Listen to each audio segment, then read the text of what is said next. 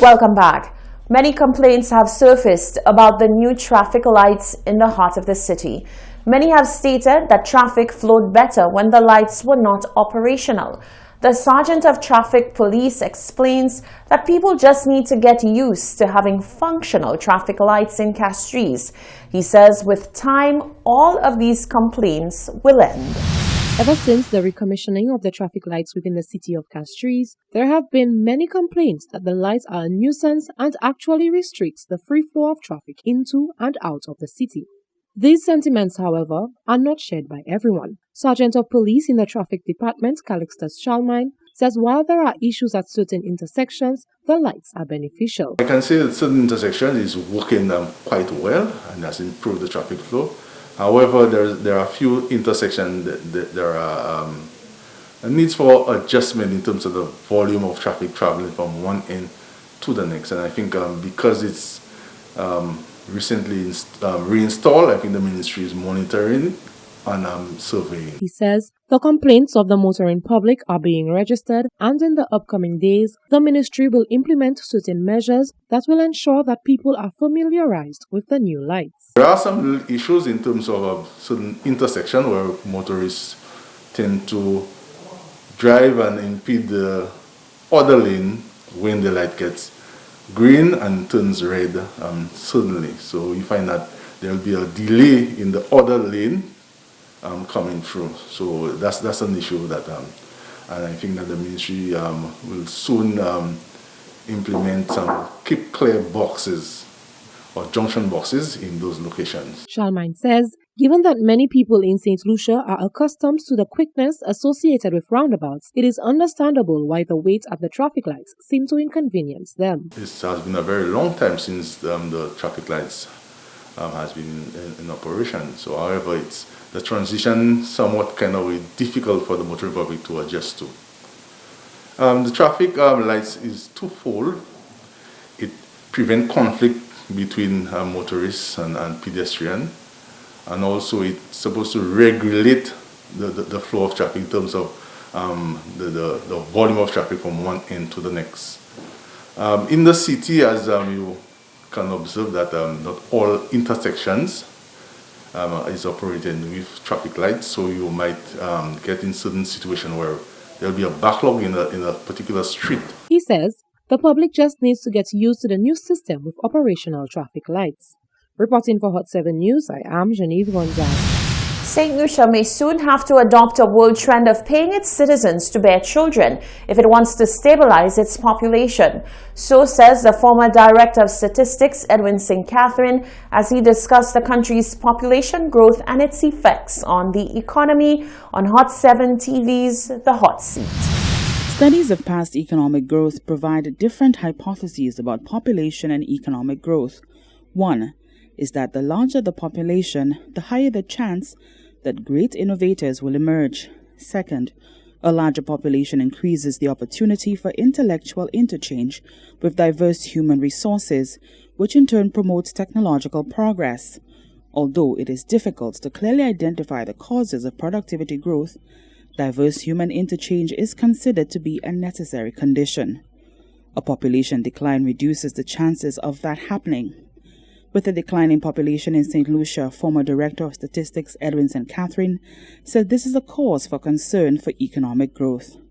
St. Catherine says although St. Lucia was not able to conduct its 2020 census due to COVID-19, data from previous censuses and a forecasted trend suggest that St. Lucia's population is between 160 and 167,000 and falling. We see, for example, the over 35 segment of the population is now about, let's say, 58% of the population and growing, right? Whereas the population under 35 is 42% and falling. Okay? So that is a trend that we see in the population is aging, and we see in that these cohorts, the dependency ratio is increasing as you have more older persons dependent on the more vibrant younger person. Countries like China and Japan have a severe problem of a growing older segment of society. These countries have discussed policies for payment for younger women, with all costs associated with childbearing and career mobility loss covered. St. Catherine says that this may be something that Caribbean nations may have to look at. So in St. Lucia, in Barbados, certainly, in lots of Caribbean countries, we are seeing very low fertility rates. Fertility rates in the order of 1.6, below replacement, because replacement of for the population to stay at its current level, you need 2.1 children per woman, right? That's what you need. And if you are currently, we are underperforming that significantly. We are at about 1.7, 1.6. Okay, so there's only one direction that is going, that is falling. Okay, so there probably needs to be a consideration given to some of these sort of incentive programs. Norway has successfully implemented such policies and has reversed the trend of stabilizing their populations. For the Hot 7 News, Nisha Charles reporting. A former Miss Universe contestant is speaking out about the highs and lows of competing in the international pageant. Louise Victor spoke of her experience being a woman of color in the pageant and the behavior of one photographer in particular that left a lasting impression. Louise Victor has competed and won several pageants, both locally and regionally. She was crowned Miss St. Lucia Universe in 2017 and competed in what many consider the mother of all pageants, Miss Universe, in November 2017. On Thursday, Victor took to Instagram Live to unpack her experience at the pageant and share the lessons learned. In recent years, women of color have been celebrated for redefining standards of beauty in pageants that have long upheld the Eurocentric standard of beauty. Last year, 2019, was touted as the year of Black Girl Magic, where black women were title holders in 5 major pageants: Miss Universe, Miss USA, Miss America, and Miss Teen USA. But for Louise, not everyone was appreciative of the quote-unquote Black Girl Magic at the 2017 Miss Universe pageant, where Miss South Africa was crowned by Miss Universe 2016, Miss France. The racism that I experienced was not direct in terms of the organization or the contestants. It was none of that. The experience I had was when being photographed at a particular appearance. I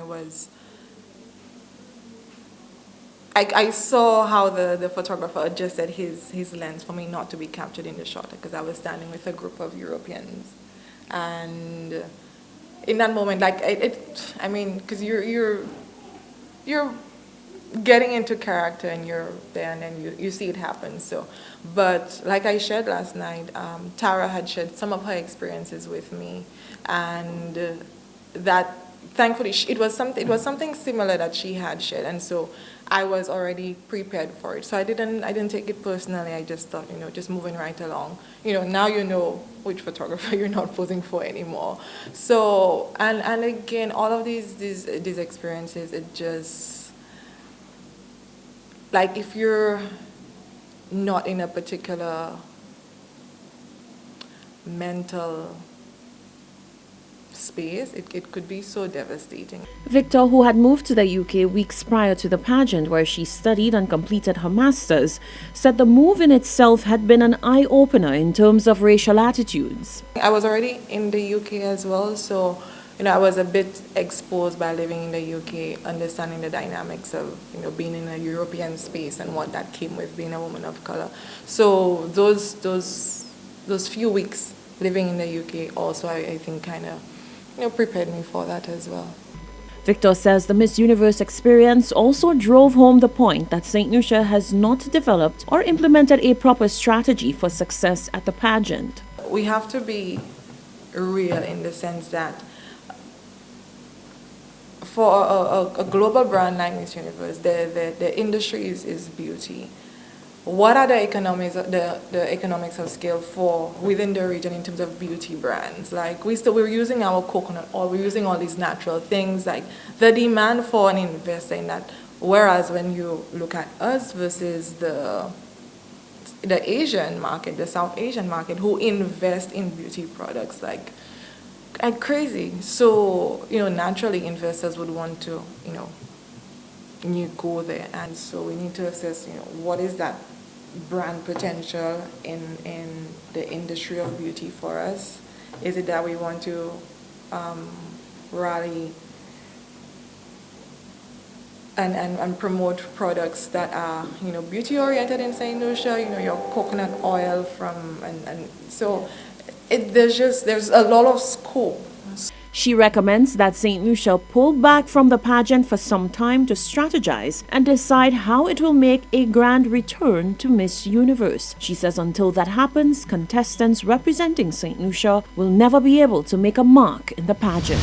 In a historic vote, the United Nations approved the World Health Organization's recommendation to recategorize cannabis from a Schedule 4 narcotic drug in St. Lucia, while conversation continues as to when cannabis will be decriminalized and legalized. The interim president of the Herbal Cooperative, Andre De Caries, says the move by the UN should inspire policymakers to move quicker with the process.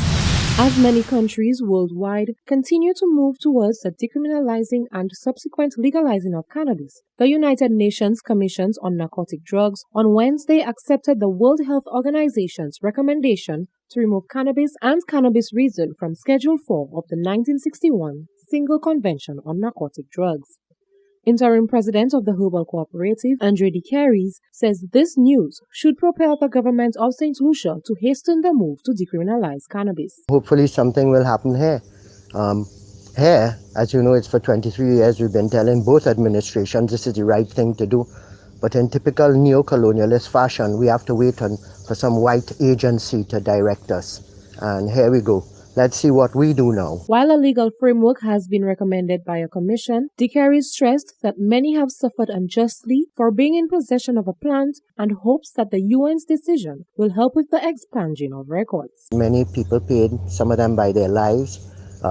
They lost their lives in jail. They've been brutalized by the police for decades because of the propaganda that was pushed that this plant is the worst plant in the world. And here in St. Lucia, for over 23 years, we've been trying to educate the population that they drank the Kool-Aid, and a lot of their beliefs stem from the propaganda that was dished out.